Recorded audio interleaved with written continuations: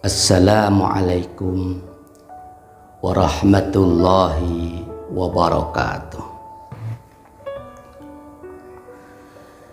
Bismillahirrahmanirrahim. Alhamdulillahi rabbil alamin. Wa bihi nasta'inu ala umuri dunya waddin. Wassalatu wassalamu ala asrafil anbiya'i wal mursalin Sayyidina wa habibina wa maulana Muhammadin wa ala alihi wa sahbihi ajma'in, amma ba'du.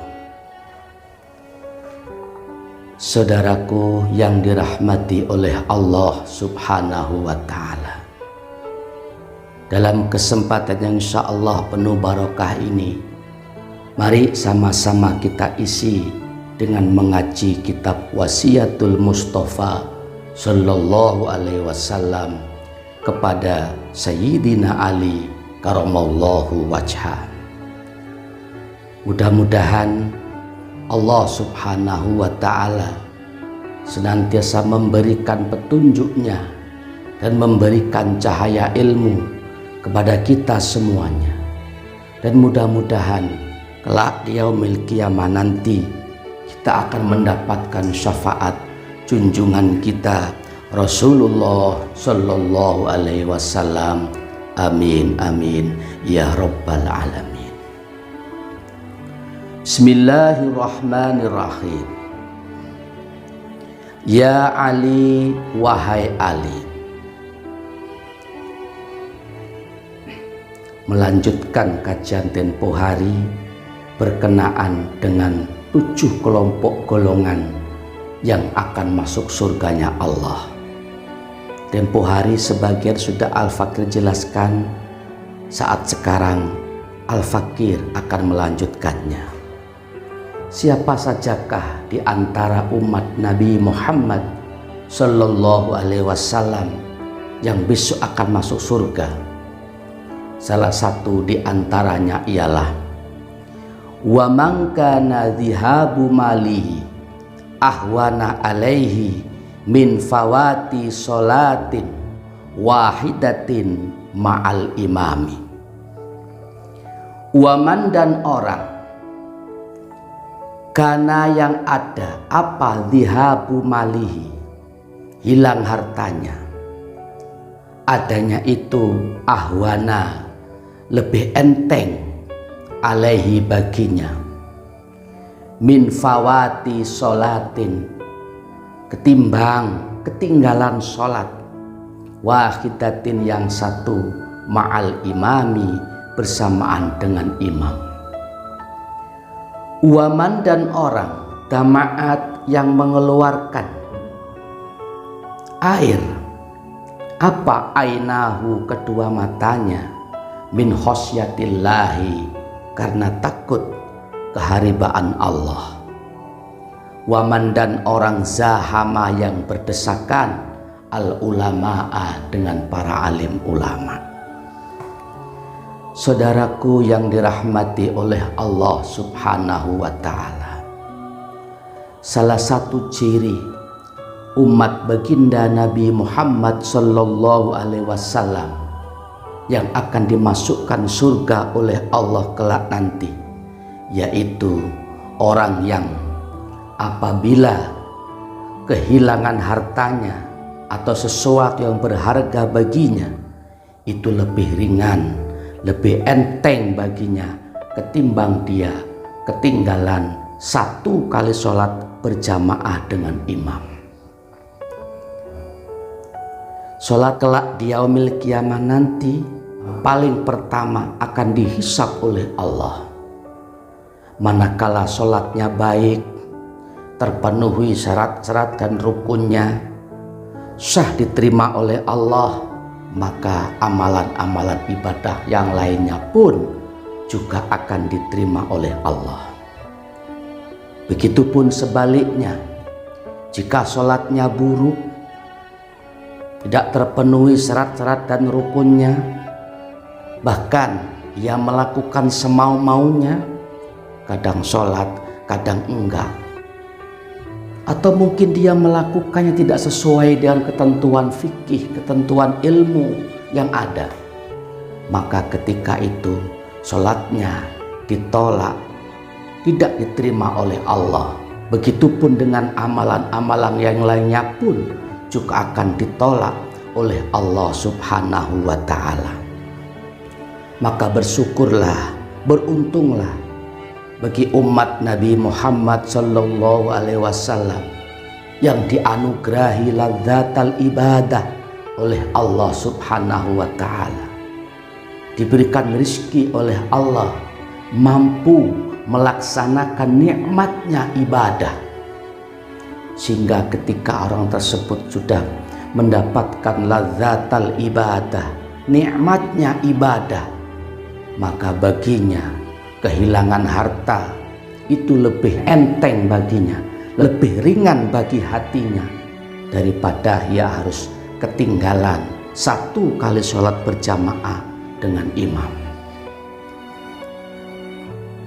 Saudaraku yang dirahmati oleh Allah Subhanahu wa ta'ala, padahal kita telah sama-sama tahu bahwa ibadah sholat itu adalah berat dilakukan. Wa innaha lakabiratun illa alal khashi'in. Sungguh ibadah sholat itu berat untuk dilakukan kecuali bagi hamba-hamba Allah yang khusyuk hatinya.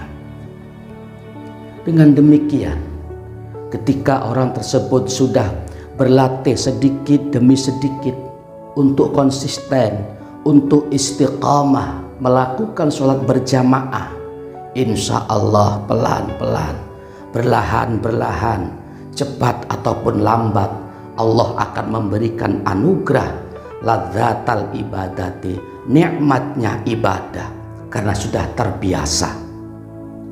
Mungkin awalnya berjamaah itu berat, tapi ketika dilatih pelan-pelan, sedikit demi sedikit, mungkin awalnya itu menjadi beban, tetapi ketika sudah terbiasa, maka insya Allah yang tadinya berat jadi ringan, yang tadinya beban justru jadi kebutuhan, yang tadinya malas, tadinya ogah, justru bisa menjadi hobi.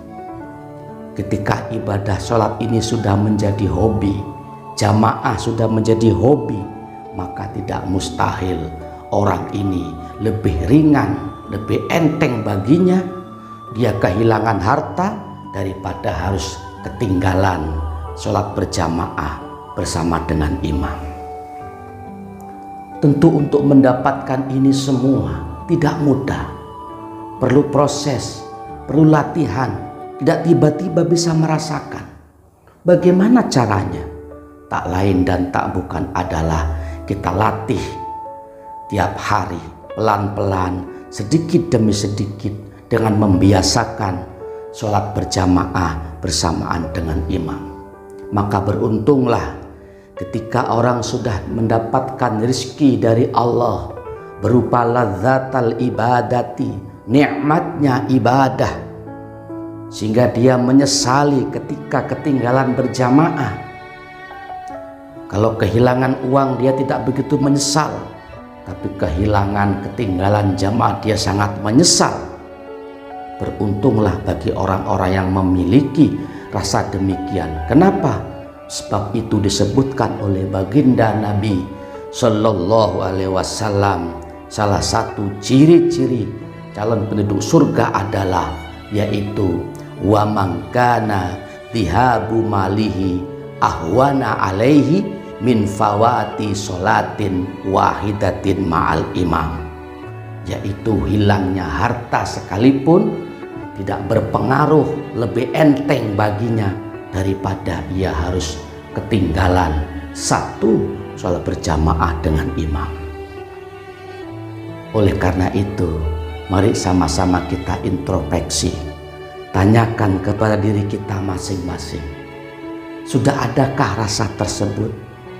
Sudah bisakah kita merasakan nikmatnya ibadah, hobi beribadah? Kalau hobi bermain-main itu biasa, hobi main game, hobi makan bakso, hobi jalan-jalan, hobi penikmat kuliner, atau hobi yang lain-lainnya itu biasa pada umumnya. Tetapi hobi melaksanakan sholat, mendekatkan diri kepada Allah dengan berjamaah, ini yang luar biasa. Jika yang sudah mampu mendapatkan itu, semoga diberikan keistiqomahan oleh Allah.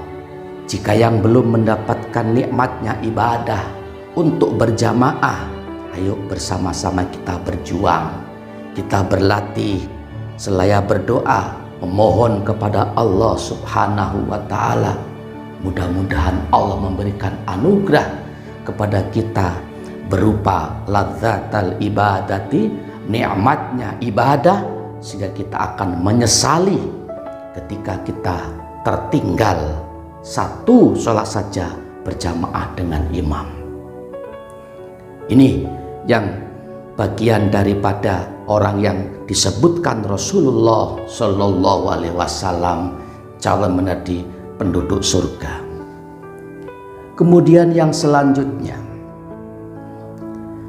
waman dama'at ainahu min khosyatillahi, waman dan orang dama'at yang mengeluarkan air, apa ainahu kedua matanya, min khosyatillahi karena takut kepada Allah.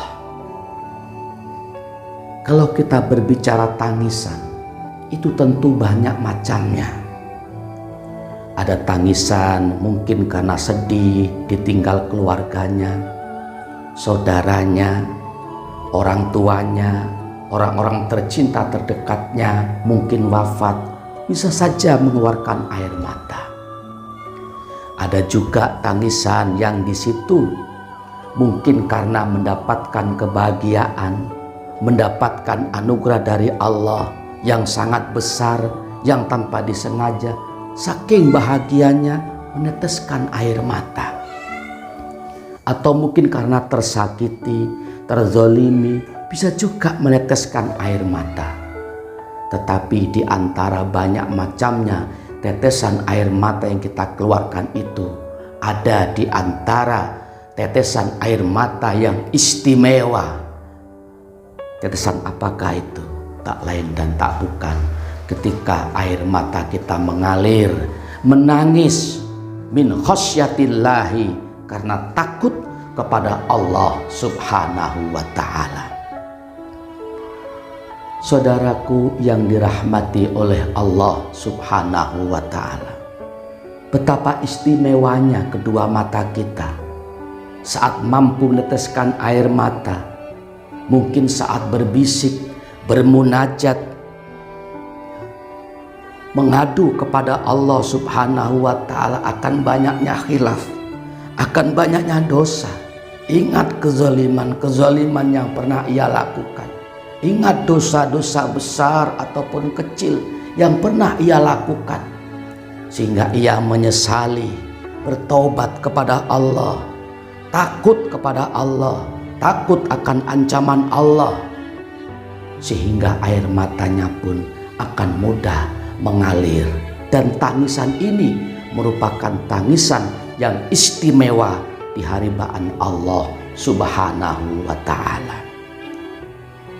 Berbicara tentang dosa, memang itu ada perbedaan antara orang yang saleh dengan orang yang fasik. Kalau orang yang fasik itu menganggap dosa, entah dosa besar ataupun dosa kecil, itu dianggapnya ringan semuanya. Padahal dia habis melakukan dosa besar, mungkin zina, mungkin juga membunuh, mungkin juga minum minuman keras, syirik dan lain-lain sebagainya yang ada unsur dosa besar. Itu bagi orang yang fasik rasanya ringan, bagaikan sayap nyamuk ataupun nyamuk yang kecil yang menghinggapi di pipinya. Nah, itu saja, sudah seakan-akan itu bukan hal yang berat, ringan baginya. Itu sikap orang-orang fasik terhadap perbuatan dosa yang ia lakukan. Jangankan meneteskan air mata, jangankan menyesali, menganggap dosa sebesar apapun itu dianggap kecil, bahkan dianggap ringan, tak lebih ringan daripada sayap nyamuk yang menghinggapi pipinya. Nah, gitu doang. Na'udzubillah summa na'udzubillah min dzalik. Semoga ciri-ciri ini, yaitu orang fasik, tidak ada pada diri kita semuanya. Amin ya rabbal alamin. Akan tetapi bagi orang saleh berbeda cara menyikapi terhadap dosa-dosa yang ia lakukan. Terhadap dosa kecil saja, ia seakan-akan sudah akan ditimpa oleh beratnya gunung Uhud yang akan menimpanya. Itu dosa kecil. Bingung, sedih, prihatin, takut. Apalagi dosa-dosa besar. Ia rasanya tidak akan tenang hatinya sebelum betul-betul ia taubatan nasuha, membaca istighfar, memohon ampun keharibaan Allah subhanahu wa ta'ala, karena bayangannya ia akan ditimpa seakan-akan mau ditimpa gunung Uhud ketika kita mengingat dosa-dosanya. Ketika orang yang soleh tersebut ingat dosanya, maka air matanya pun akan mudah mengalir, membasahi kedua pipinya. Dan ini adalah tangisan air mata yang istimewa. Dan ini pun juga sama, tidak mudah untuk kita lakukan, kecuali orang-orang tersebut betul-betul tobat nasuha kepada Allah, khusyuk hatinya meminta ampun, minta maaf keharibaan Allah, dengan tulus, dengan ikhlas, membawa hati yang bersih. Insya Allah kedua mata kita pun akan mudah menangis, bukan tangisan cengeng atau tangisan apa yang tidak berarti, min khosyatillah, tetapi tangisan karena takut keharibaan Allah subhanahu wa ta'ala. Itulah jika orang mampu melakukan itu, mudah menangis karena takut kepada Allah, maka itu adalah bagian dari orang yang disebutkan Rasulullah Shallallahu Alaihi Wasallam, yaitu kelak akan menjadi calon penduduk surganya Allah subhanahu wa ta'ala. Kemudian yang selanjutnya adalah wa man zahamal ulama'a fi majalisihim. Orang yang gemar berdesak-desakan di dalam majelisnya para alim ulama. Kenapa demikian? Sebab orang ini tahu, ngerti bahwa di muka bumi ini tidaklah ada yang mewarisi perjuangan Nabi, tidaklah ada yang mewarisi ilmu-ilmu, petunjuk-petunjuk para Nabi dan para Rasul selain daripada para alim ulama. Al-ulama'u warasatul anbiya. Para ulama adalah pewaris para Nabi. Ketika junjungan kita Rasulullah Sallallahu Alaihi Wasallam sudah wafat, kembali ke haribaan Allah, maka tidak ada lagi Nabi dan tidak ada lagi Rasul. Andai pun ada yang mengaku Nabi, yang mengaku Rasul, kita sebagai umat muslim haram hukumnya untuk mempercayainya. Wajib tidak percaya, wajib dikatakan bohong, sebab tidak ada Nabi, tidak ada Rasul lagi setelah kewafatan Rasulullah Shallallahu Alaihi Wasallam. Siapakah yang mewarisinya? Siapa yang mewarisi perjuangannya, mewarisi keilmuannya, mewarisi petunjuk-petunjuk Allah untuk umat ini? Tak lain dan tak bukan adalah para alim ulama. Maka orang-orang yang mendapatkan ciri calon menjadi penduduk surganya Allah adalah dia akan gemar duduk dengan para alim ulama. Dia akan ghirah, semangat, walaupun itu harus capek, lelah, berdesak-desakan, korban waktu, mungkin meninggalkan keluarga, atau mungkin diajak semuanya. Demi apa? Untuk berdesak-desakan dengan ulama. Mungkin ikut majelis zikirnya, mungkin mendengarkan bacaan Al-Qur'annya, sholawatnya, doa bersama, ataupun mendengarkan nasihat-nasihat keilmuan dari para alim ulama ini. sebab dia tahu petunjuk-petunjuk Allah yang diberikan kepada Rasulullah SAW itu diwariskan kepada para alim ulama yang ada di muka bumi ini. Maka jika ia ingin mendapatkan petunjuk, ingin mendapatkan jalan yang diridhoi oleh Allah Subhanahu wa Ta'ala untuk mengarungi kehidupan jangka pendek dunia fana ini dan jangka panjang di kehidupan akhirat nanti, maka solusinya ia harus mendekati para alim ulama. Untuk apa? Untuk mendapatkan petunjuk-petunjuk yang diridhoi oleh Allah Subhanahu wa Ta'ala, sehingga orang tersebut tanpa mengenal lelah, tanpa mengenal malas, walaupun berdesak-desakan dengan para alim ulama, ia pun tetap melakukannya. Saudaraku yang dirahmati oleh Allah Subhanahu wa Ta'ala, sedikit yang Al-Fakir dapat sampaikan, mudah-mudahan dapat dimengerti dan difahami, dan mudah-mudahan Allah Subhanahu wa Ta'ala senantiasa memberikan pertolongan, hidayah kepada kita semuanya, sehingga kita betul-betul menjadi umat Nabi Muhammad Sallallahu Alaihi Wasallam yang mampu melaksanakan sunnah-sunnahnya, mampu melaksanakan perintah-perintah Allah dan menjauhi segala larang-larangannya, sehingga kita termasuk golongan orang-orang yang selamat fid dini wad dunya hattal akhirah. Amin amin ya rabbal alamin. Terima kasih atas perhatiannya. Mohon maaf apabila ada salah, kurang dan khilafnya. Hadanallah wa iyyakum ajma'in.